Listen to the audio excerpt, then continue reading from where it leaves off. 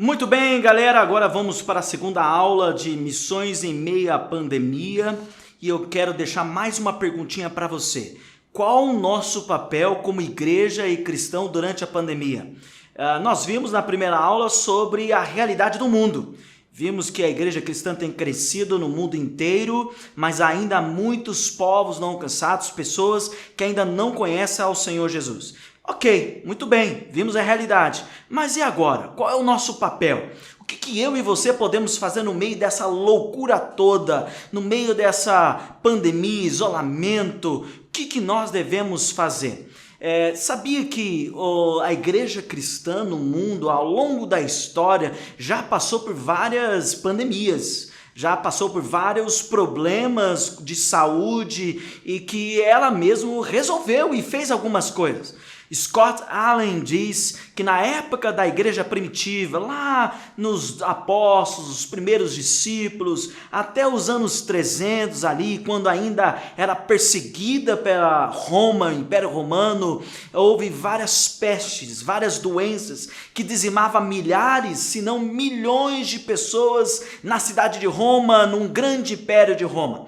E aonde estava a igreja no meio de tudo isso? Scott Allen diz que a igreja estava atuando, socorrendo as pessoas, mesmo quando pagava com sua própria vida, morrendo por aqueles que estavam cuidando. E isso foi uma forma, um sinal de testemunho, onde pessoas conheceram a Jesus.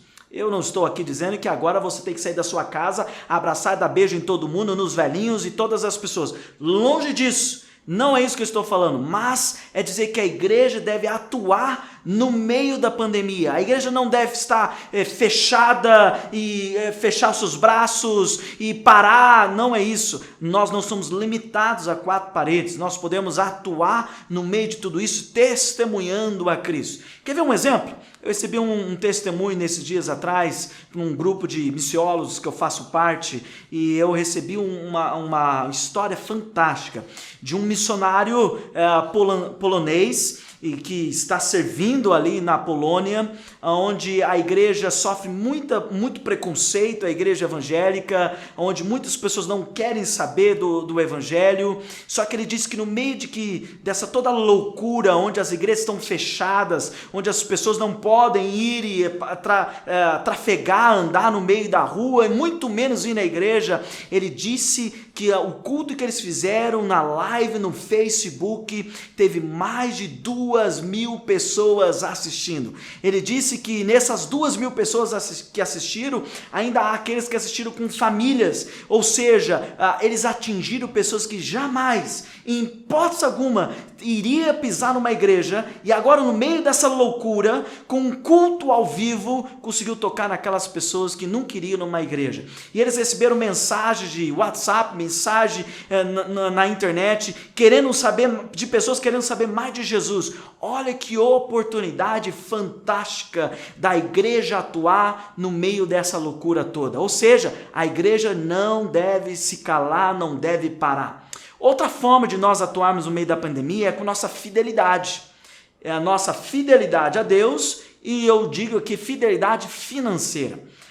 Lógico que todos nós devemos ser fiéis, e você mesmo adolescente, jovem, que ainda não trabalha, mas se ganha alguma mesada, faz alguns bicos, tem que ser fiel no dízimos, mas também nas ofertas. E aqui eu quero dizer na oferta principalmente missionária.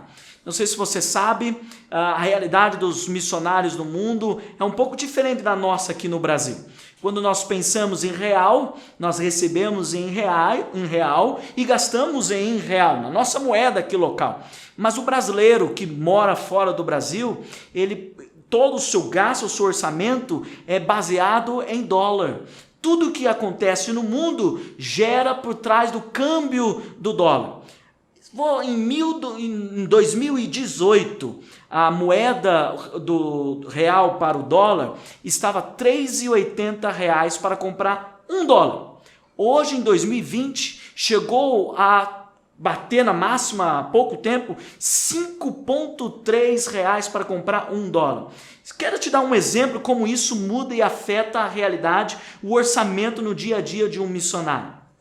Para pensar aqui comigo. Se o missionário antes ele gastava, vamos supor aí, mais ou menos $300 num aluguel. E esses $300 no aluguel em 2018 era mais ou menos aí R$ 1.140 por mês. Agora, esse em 2020 pulou para R$ 1.500 por mês. Imagine que o orçamento dele mensal para pagar todas as contas e seguir fazendo a obra missionária naquele país era de $2.000. Ou seja, antes é de mais ou menos R$ 7.600. Hoje pulou para R$ 10.000. Ou seja, o custo de vida de um missionário aumentou com o aumento do dólar.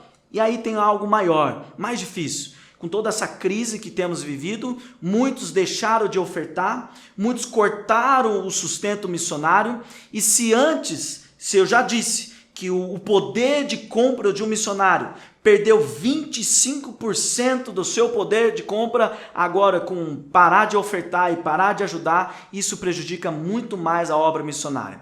Eu conheço muitos missionários que nesse meio dessa crise têm recebido e-mails e mensagens de tantas lutas e dificuldades no meio da crise, não somente de saúde, mas também financeira, aonde nós devemos ser fiéis também ao desafio e oferta missionária. Mas também não somente isso que nós devemos continuar. Uma das chaves para eu e você sermos usados por Deus na pandemia, e eu quero definir uma única palavra, a chave para você ser usado é disponibilidade. Esteja disponível para Deus. Quando você está disponível para o Senhor, Ele pode te usar. Nessa loucura onde a gente não pode ver um ou outro, cumprimentar que nem Wakanda Forever, ou tocar com os pés. Sabe o que nós e a minha família temos feito? Recentemente nós escrevemos uma carta, colocamos uma carta chamada Carta de Deus, Carta do Pai do Amor para o Filho, colocamos dentro de uma carta, escrevemos também uma palavra de ânimo, de esperança, e colocamos embaixo de cada porta do nosso apartamento, lá no nosso bloco. Também entramos em contato por interfone, falamos com nossos vizinhos que nós conhecemos que são idosos, nos oferecemos para comprar e fazer sua compra no supermercado. E o mais bonito é que recebemos 3 cartas de resposta de pessoas que ficaram impactadas com o que nós fizemos. Também gravamos um vídeo, eu, minha esposa e nosso gatinho, para enviar para os velhinhos aqui de um asilo de Campinas. Também fizemos parte de uma campanha de doação de comidas ali da Nazareno Central de Campinas, e levamos aonde tem feito o trabalho de ajudar as pessoas do ANA, aonde estão precisando de auxílio. Nesse meio de pandemia, nós não paramos de servir ao Senhor.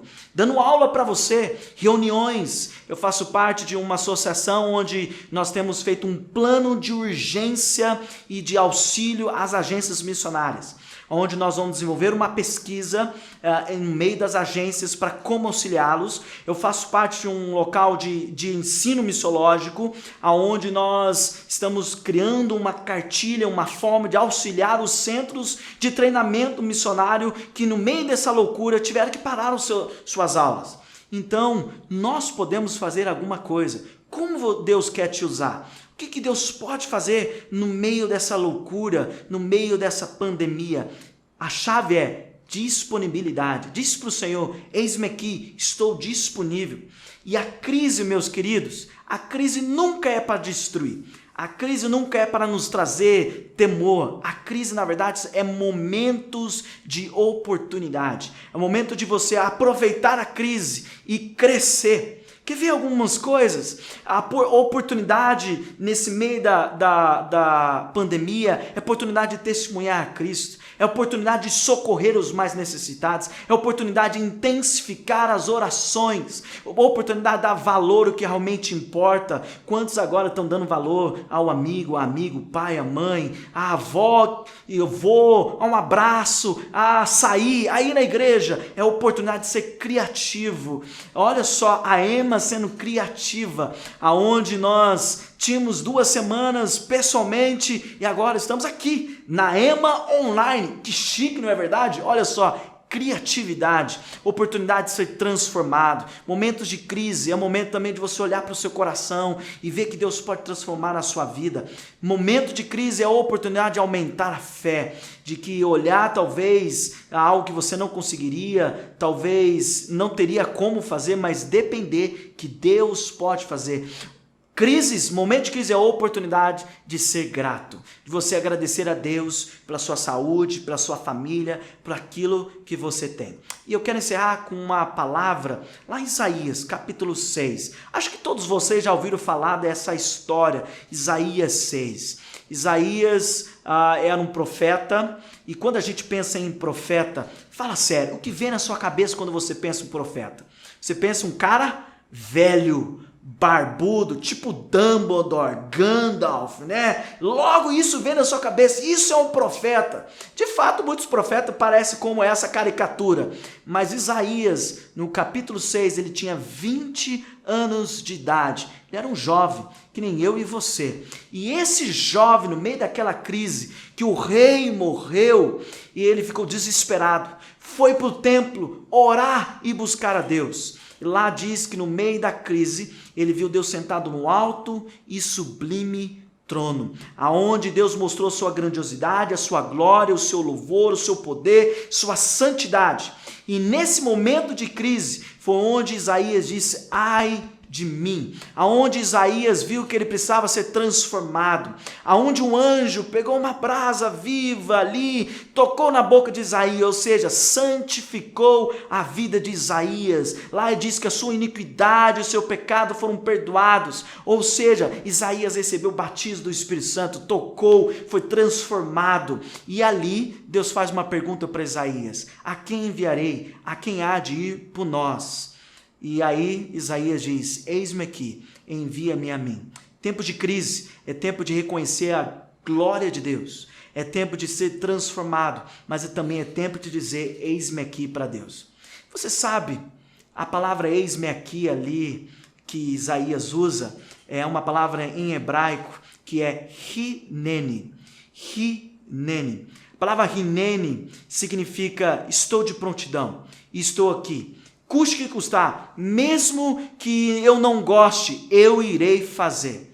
E sabe o que é bonito? Na Bíblia, no Antigo Testamento, quando nós vemos pessoas que disseram hineni para Deus, sempre algo novo e diferente aconteceu na vida deles.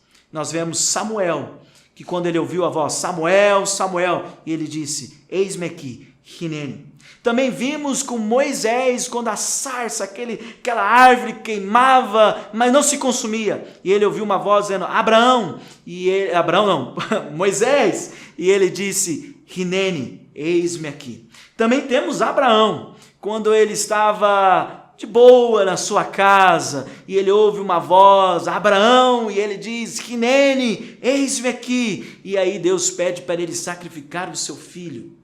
Esses 4 personagens disseram hineni para Deus. E olha só que interessante. Samuel tinha 12 anos de idade quando disse hineni, eis-me aqui. Isaías tinha 20 anos de idade quando disse hineni, eis-me aqui. Moisés tinha 40 anos de idade quando disse hineni, eis-me aqui. E Abraão tinha 100 anos de idade quando disse hineni, eis-me aqui. Pergunto para você, há limite para o nosso Deus? No meio da crise, Ele pode perguntar para você, e Ele está perguntando para você, a quem enviarei? A quem há de ir por nós? Faça a obra missionária no meio da pandemia, pregue, testemunhe, ame, faça a obra missionária, porque o mundo não parou, ainda há muitos povos não alcançados. Deus te abençoe.